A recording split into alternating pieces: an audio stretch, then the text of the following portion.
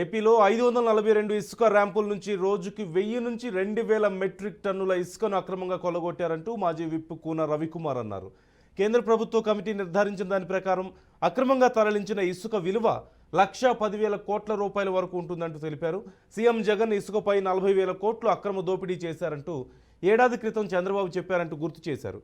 ముఖ్యమంత్రికి సిగ్గుంటే వెంటనే రాజీనామా చేయాలని, లేని పక్షంలో గవర్నర్ కేంద్రానికి సిఫార్సు చేసి ఈ ప్రభుత్వాన్ని రద్దు చేయాలంటూ కూన రవికుమార్ డిమాండ్ చేశారు.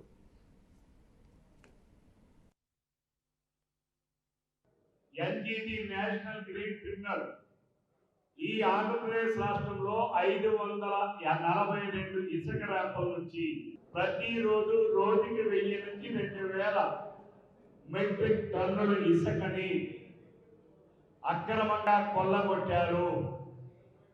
ఆ ఇసుక వాల్యూ ఇది కూన రవికుమార్ తెలుగుదేశం పార్టీ చెబుతుంది కాదు.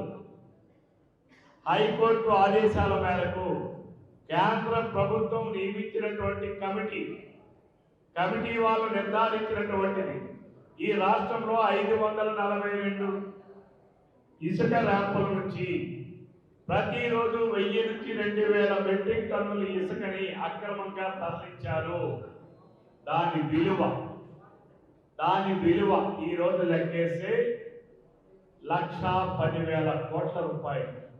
ఈ రోజు జగన్మోహన్ రెడ్డి దోచుకున్నారని ఎన్జీటీ చాలా స్పష్టంగా ఈ ప్రభుత్వం మీద ఛార్జెస్ పెడితే ఈ ముఖ్యమంత్రికి సిగ్గు లేకుండా ఇంకా ముఖ్యమంత్రి పదవిలో కొనసాగుతా ఉన్నారు.